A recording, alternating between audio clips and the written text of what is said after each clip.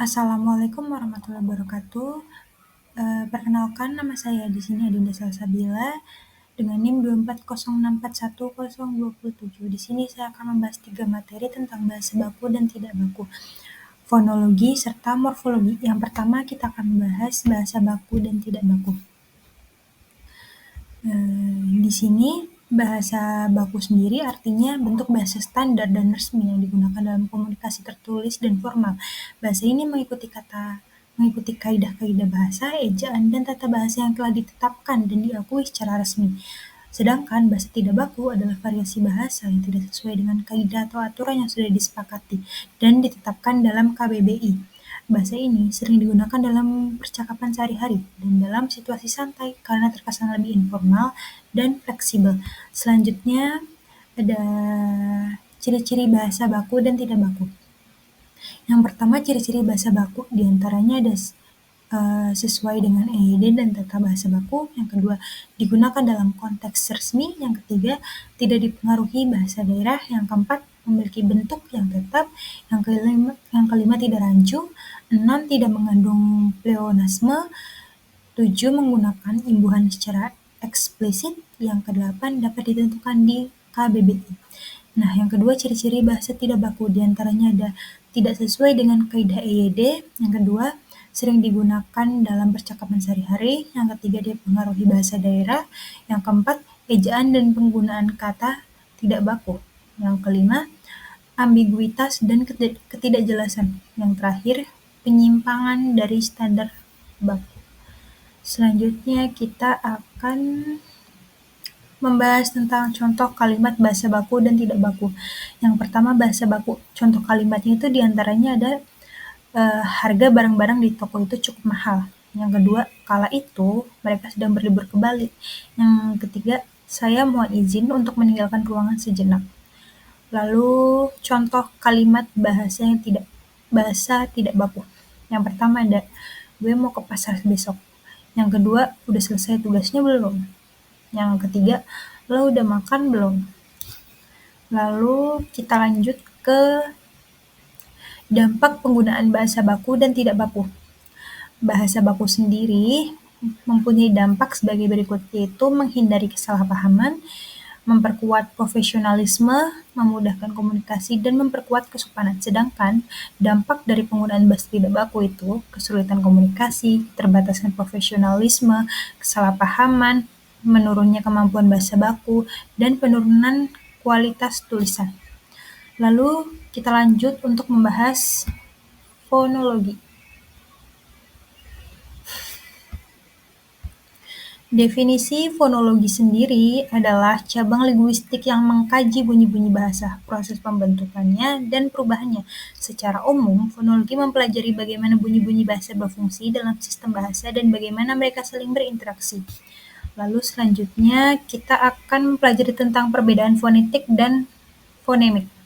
Nah, fonologi ini sebenarnya itu terdiri dari 2 bagian, yaitu fonetik dan fonemik. Nah, fonemik ini sendiri adalah bagian fonologi yang mempelajari cara menghasilkan bunyi bahasa atau bagaimana suatu bunyi bahasa diproduksi oleh alat ucap manusia.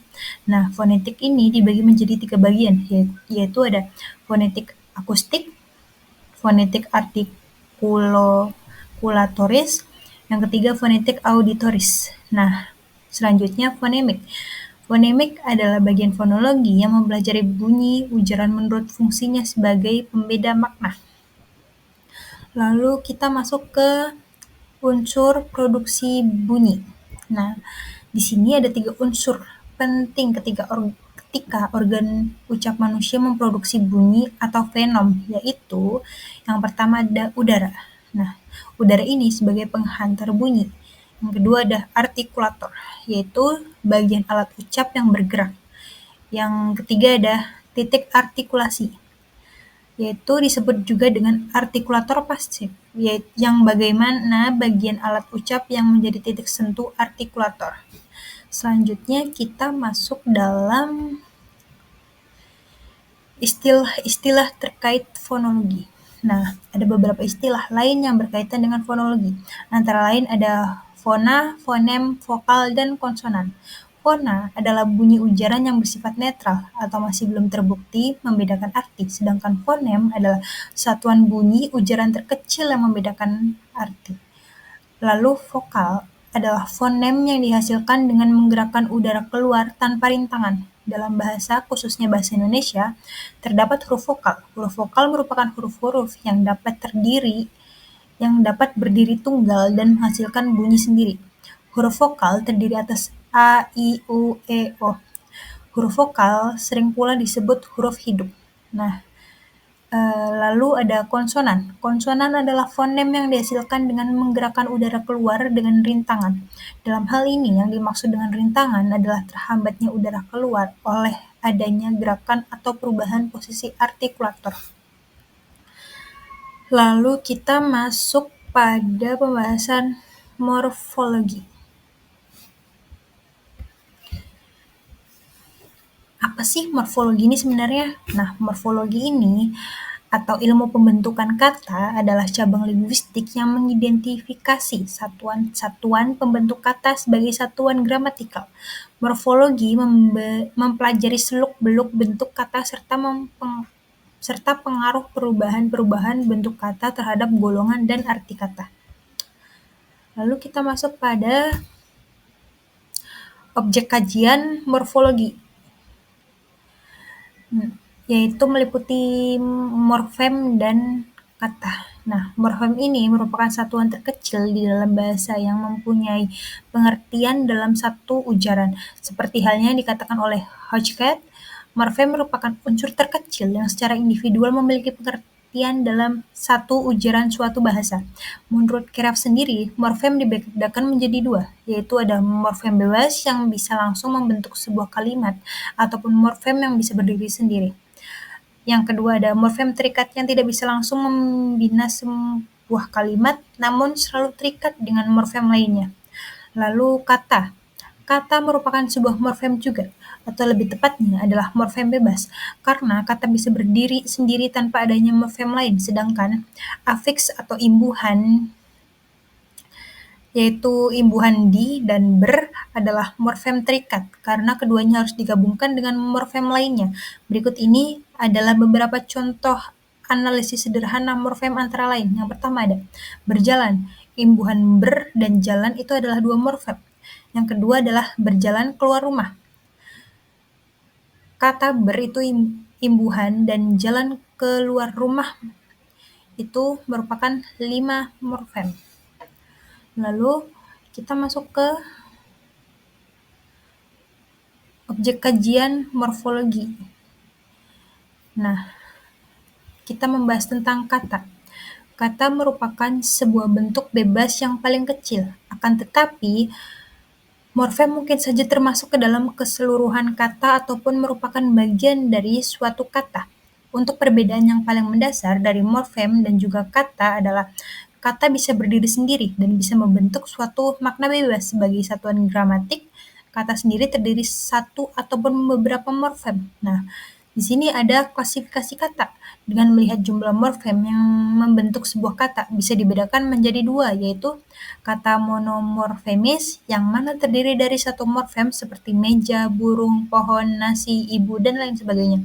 Yang kedua ada kata polimorfemis adalah kata yang terdiri dari dua morfem atau lebih, misalnya saja membeli, makan, kue-kue, duduklah, jejaring, rumah makan, mitra kerja, temanmu, dan lain sebagainya. Lalu kita masuk pada pembahasan satuan gramatik lainnya.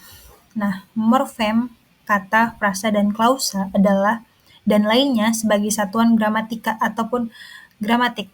Satuan gramatik merupakan berbagai satuan yang mengandung arti, baik itu arti leksikal ataupun arti gramatikal. Pastinya untuk memahami morfologi yang mempelajari tentang bentuk dan pembentukan sebuah kata, pemahaman terhadap satuan gramatika menjadi sangat penting.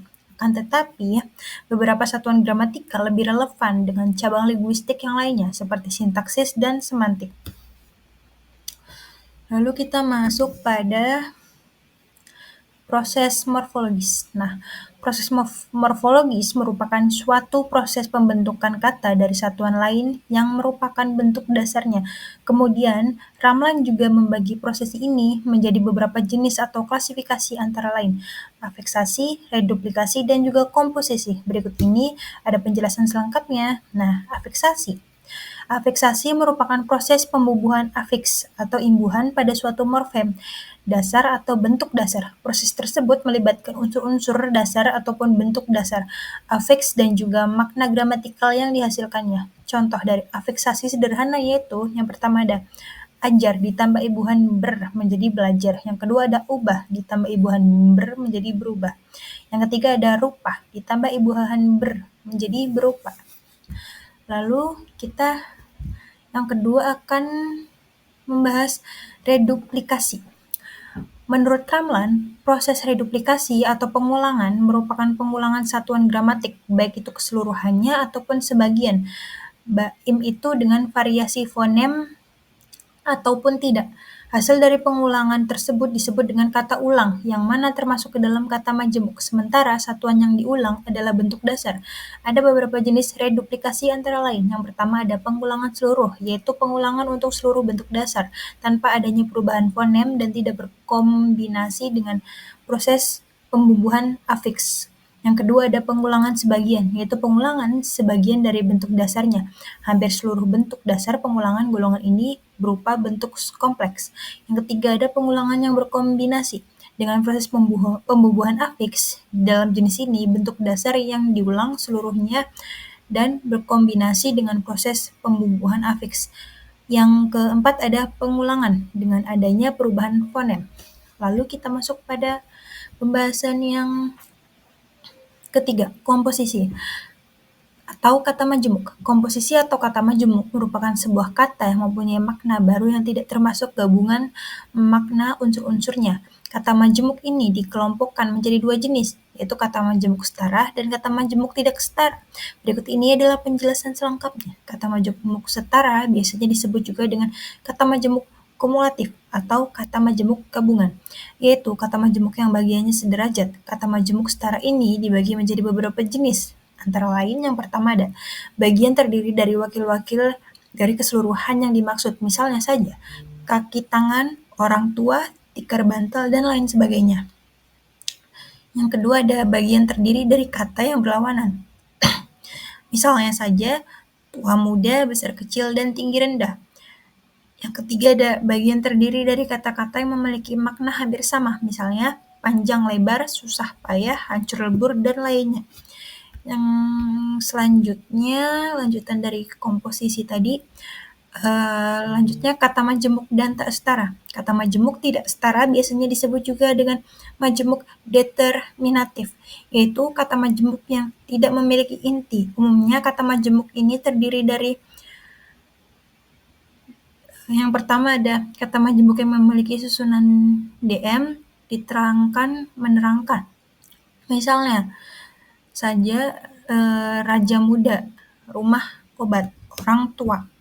Yang kedua ada kata majemuk yang memiliki susunan MD, menerangkan, diterangkan. Misalnya purbakala, bumi putra, dan maharaja. Mungkin segitu saja penjelasan dari saya. Kurang lebihnya mohon maaf. Wassalamualaikum warahmatullahi wabarakatuh.